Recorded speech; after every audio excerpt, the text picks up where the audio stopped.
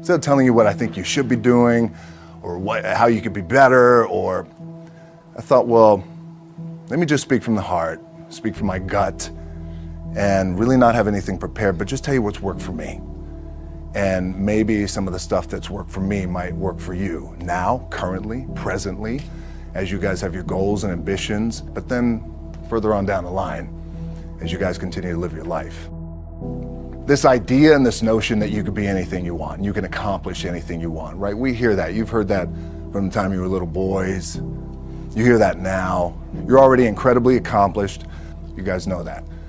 The thing that has worked for me is to remember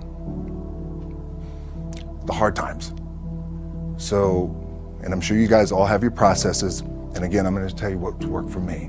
So before a big movie comes out, before, back in the days when I was wrestling with WWE, a WrestleMania match, anything big that would happen, I would always take a moment and I'd just remind myself, all right, I was evicted when I was 14. We were kicked off the island. We couldn't live in Hawaii. Had no place to live. A lot of shit happened then when I moved to Nashville. I was arrested multiple times by the time I was 16 years old. I would remember that, and it allows me then to be present in the moment and understand, holy shit, the stuff I have around me right now, this is the shit that I dreamed of when I was a kid. I am here. I played for University of Miami, played for great teams. Warren Sapp, Ray Lewis, they were my teammates. They were balling. Warren Sapp was playing tight end that time. I was starting defensive tackle. Yeah, they moved him over to D-line. And he looked at me, he's like, yo, dude, I'm gonna take your spot. And I said, you ain't taking my spot. He said, I'm gonna take your spot. I said, no, you ain't. We battled, and he took my spot. Now you can imagine how that with me, because there goes my opportunity. He went in, switched to defensive tackle, lit the world on fire. Well, what that did, it crushed me, it crushed my dreams. I had a piss poor senior year, zero production, no NFL, no combine invite, nothing. Finally went to the CFL. Calgary Stampeders, making $250 a week Canadian. Now I had to send that home to my wife at that time. Had no money. So I remember that. When I got cut from Canada, my dad in his pickup truck came down 4 o'clock in the morning, picked me up in Miami from Tampa. We lived in a little apartment in Tampa. He drove down in his little pickup truck to Miami to get me when I was cut from the CFL. And I thought, well, I leave home like you guys left home. I'm ready to tackle the world, to get after it, achieve my dreams and goals. Crushed by 22, 23 years old. Now I gotta move back in with my mom and dad. I played on great teams though. Wait a second, this is not supposed to be my future.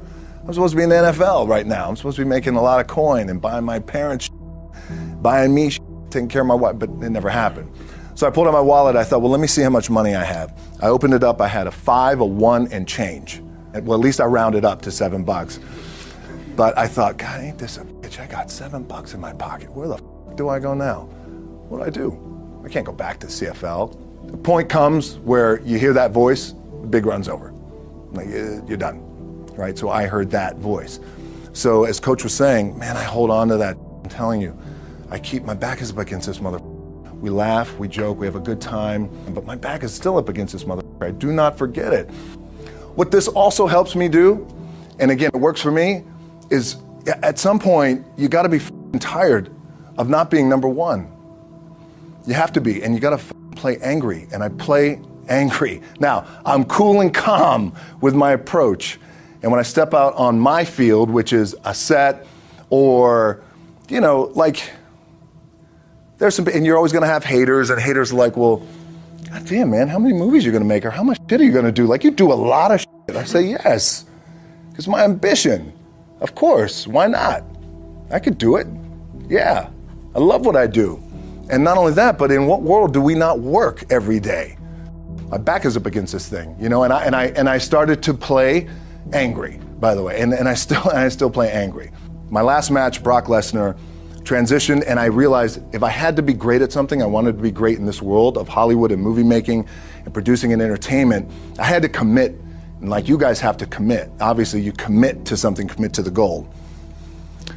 So I quietly retired 2 years later, I thought, what did I do with my career? Because my movies were not doing well. I was written off. I was like, it was around 2006, 2007. I was like, I left, I pulled a Jim Brown. I left when I was on top, like number one in the wrestling business, and I left. It was a ballsy, gutsy, some call it stupid move, but I had to commit and I had to follow what was in my gut. What helps me is to keep the hard times in the front of my mind, because it allows me to go into these big moments that I've worked my ass off, and you guys have worked your ass off. It allows me to go into these big moments with a different perspective. What it also does for me, and again, this is what works for me. Like, my back is up against this mother. Every day, it's against this wall. But it's up against this mother, because it's what I believe in. And when my back is against this mother, then there's nowhere to go. But that way. That's it. Doesn't mean you don't smile. Doesn't mean you don't laugh and joke, right? You're happy. I'm a happy guy. But when it comes to business and when it comes to executing, it's up against this. And I got to go that way. And I don't give a fuck who is in front of me. They're not going to stop me. The key for me was, where does it start? What's the anchor? What's the anchor? So I could have all these ambitions, and you guys have all these ambitions, which is great. It's important. I'll play this role, you'll play that role. I'll execute this thing, and it'll come out this summer. You guys will execute this thing during the summer, right, when it's time to really put in a lot more work.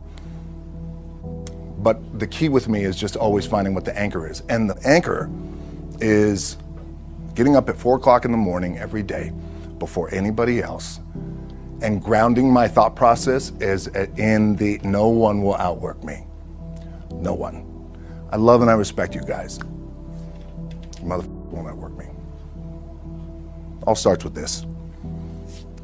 2 hands, putting it to work. As you guys know, there's nothing you can't accomplish. You're gonna go on, you're gonna become world champions. The key for me, what I think one of the keys is, remember where you came from, keep that in the front of your mind, and when shit goes bad and it goes sideways, a lot of shit does, you're getting booed out of the building, or you're coming through this injury, or people are writing you off, oh, you guys ain't make it, any of that, you gotta keep it in here.